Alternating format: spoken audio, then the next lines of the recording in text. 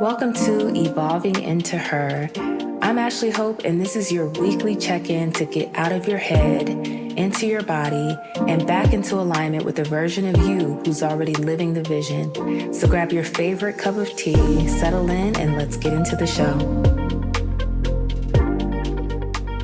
Hey friends, welcome back to Evolving Into Her. I am Ashley Hope, and I am so grateful you are here yet again for another episode of the podcast.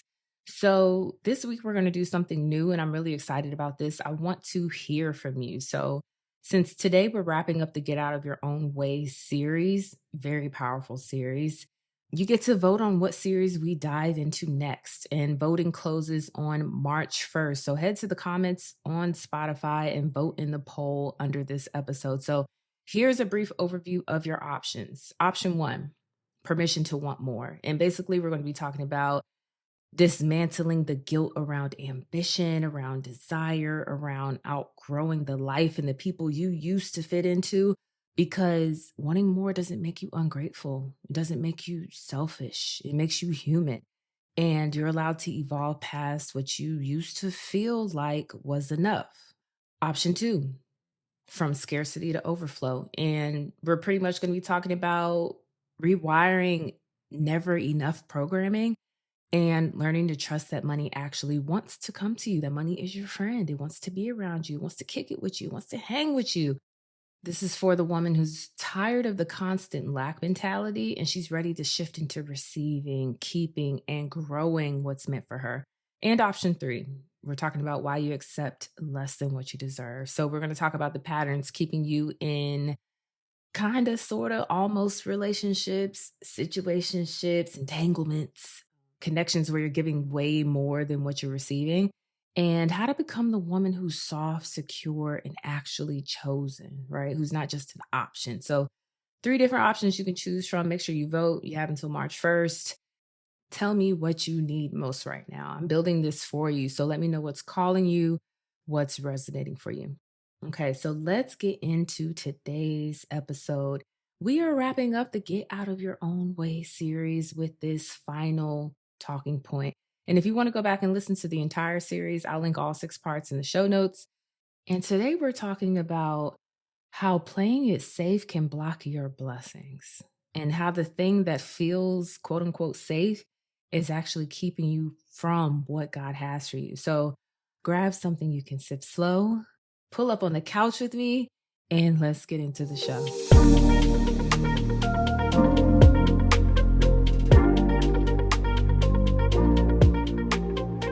So in all honesty, we could continue the Get Out of Your Own Way series infinitely. I could have an entire podcast called Get Out of Your Own Way. We could talk about the ways, the many ways, the plethora of ways that we are in our own way and thus in God's way. But we are going to put a bow in this series talking about comfort because it's sneaky.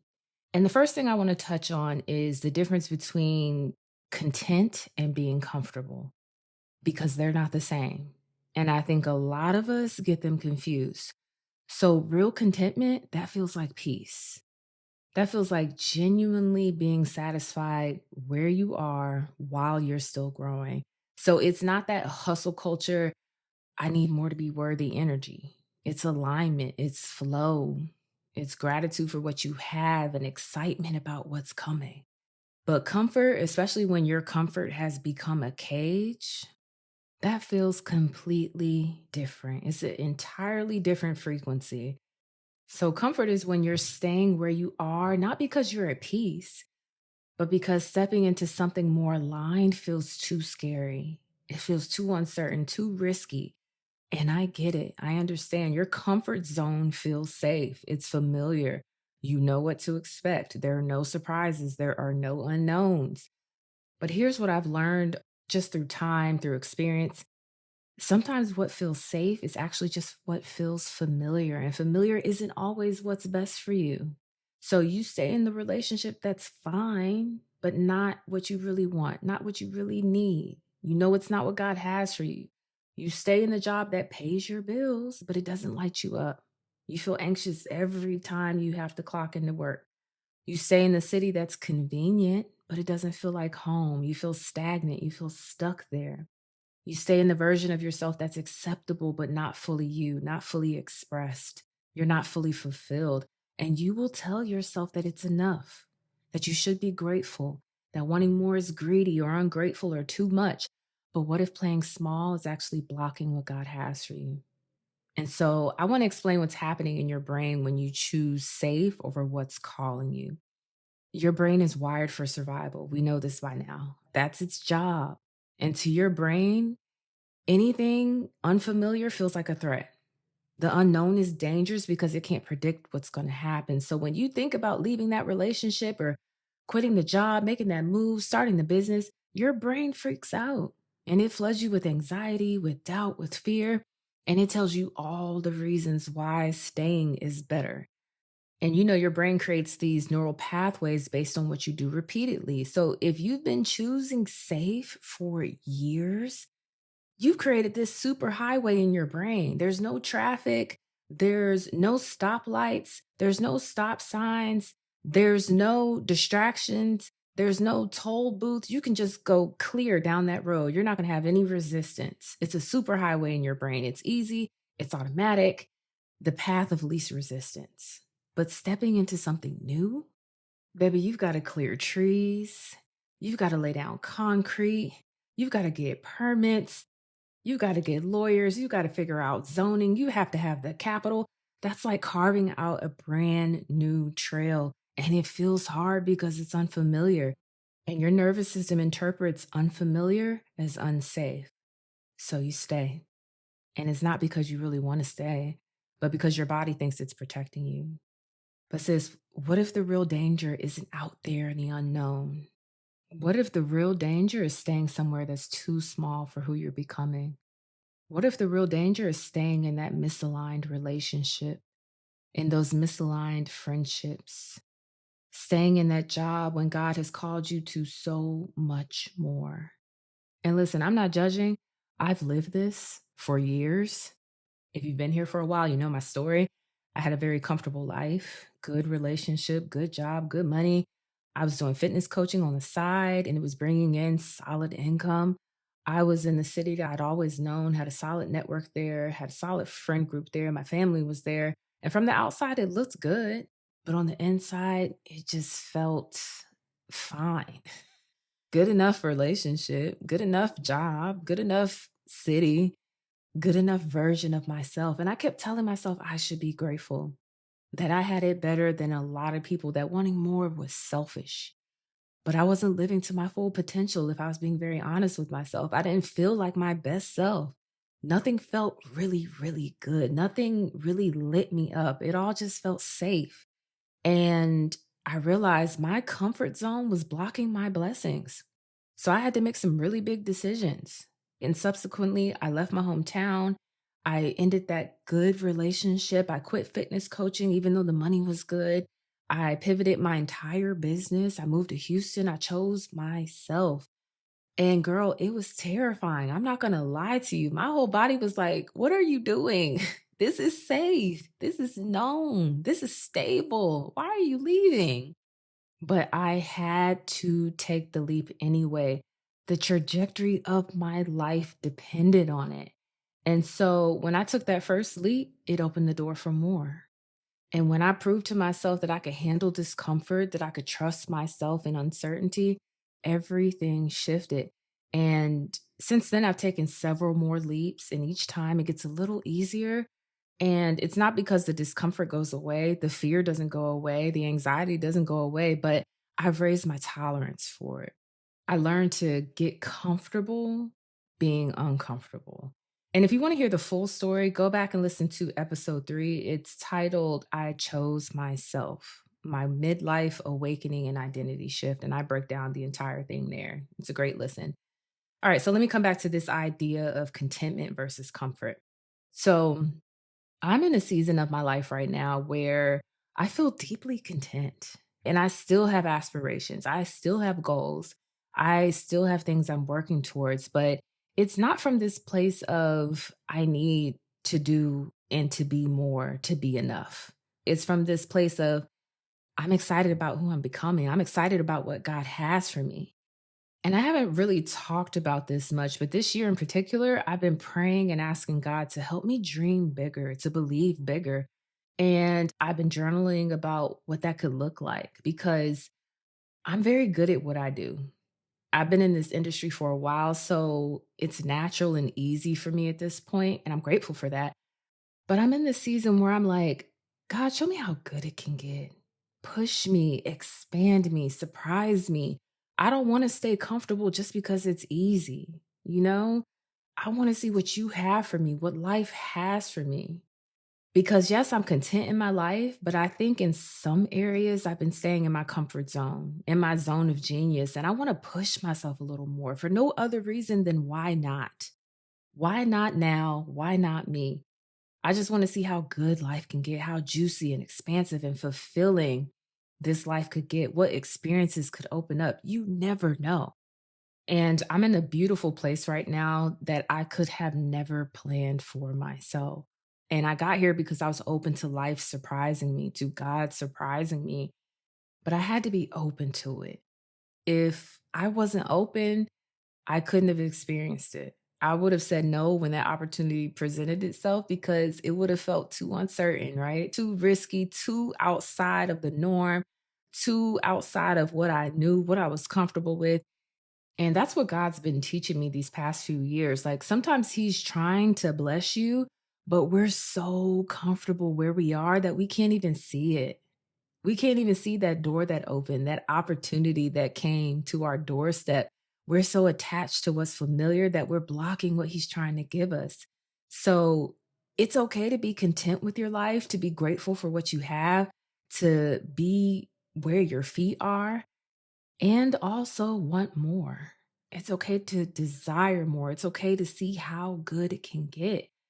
And I'm just really excited in this season to be a vessel of God's goodness, God's greatness, and to actually experience how good it can get.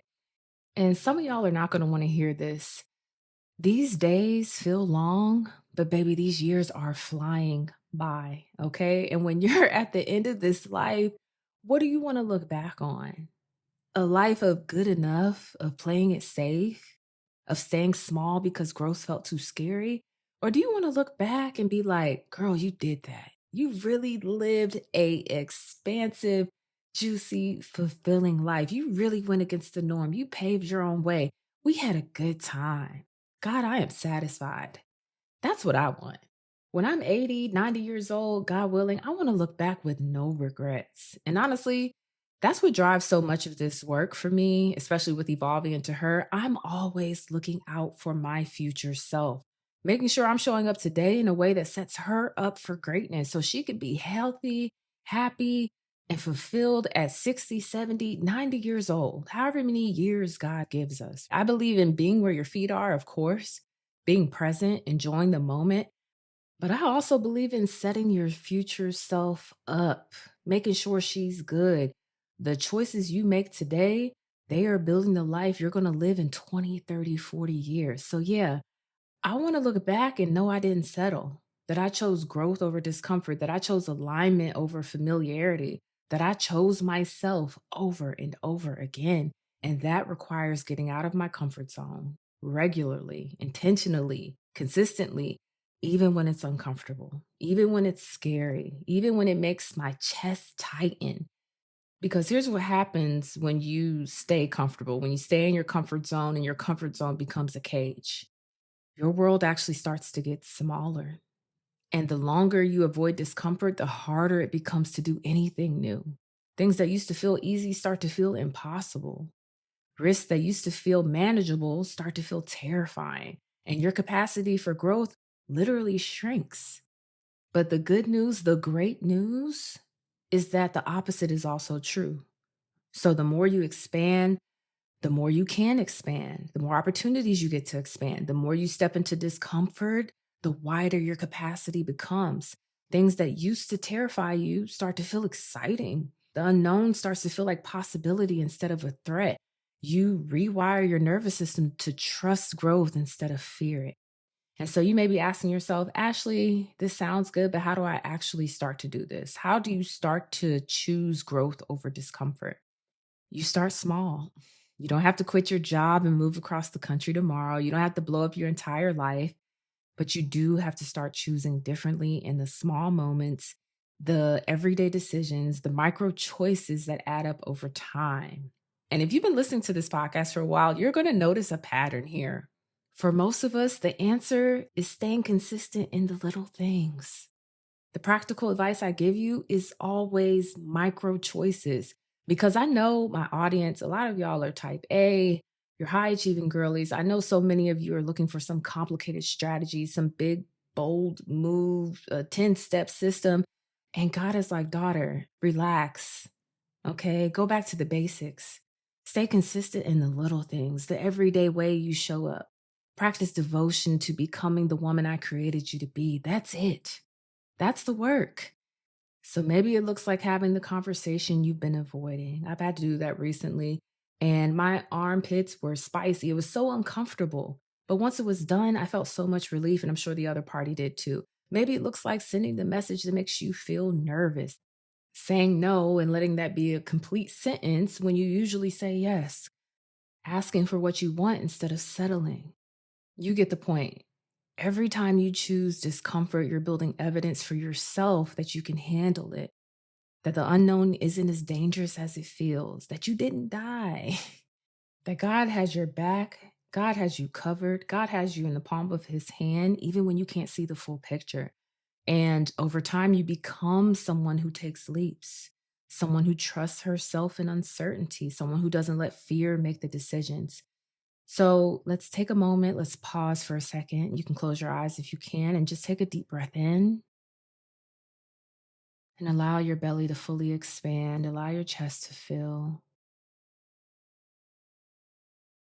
And as you exhale, just ask yourself, where am I playing it safe right now? Where am I choosing comfort over what's actually calling me? And just breathe in and out normally. Don't force it. And what would it look like if you just took one small step towards what's calling you, what feels aligned for you? This isn't a massive leap, just one small, brave choice. What opens up for you if you trust that God has something better for you than what's comfortable? And just notice it, just witness it. You don't need to analyze it in this second. Don't judge it, just be aware of it. And you can open your eyes when you're ready. All right, friend, here's what I want you to do this week. I challenge you to do one small thing that makes you uncomfortable.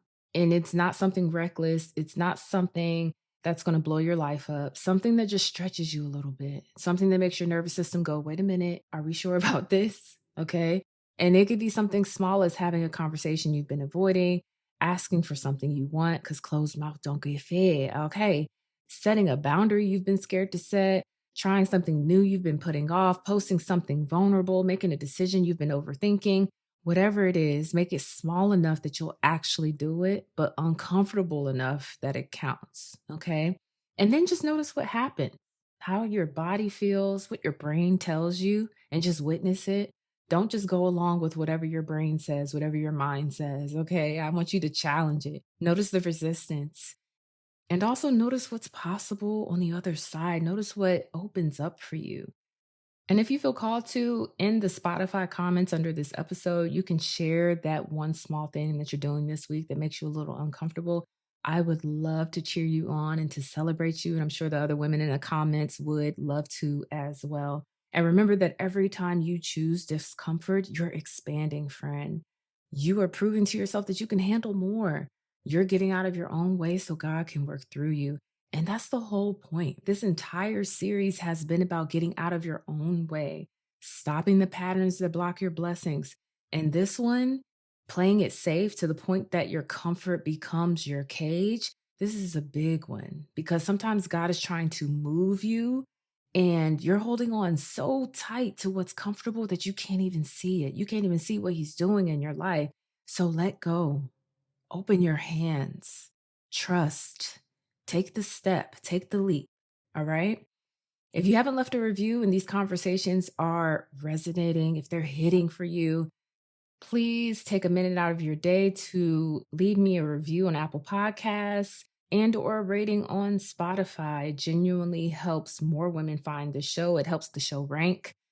And make sure you're following or you're subscribed so you don't miss next week's episode. Friend, I love you. Be gentle with yourself this week, but also be brave, okay?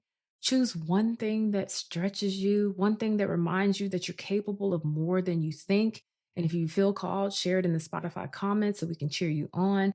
You do not have to stay comfortable to stay safe, okay? You get to grow.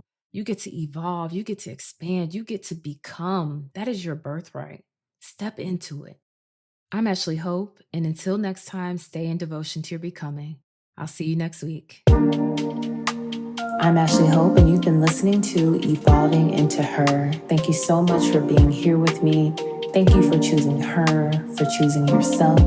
And until next time, stay in devotion to your becoming.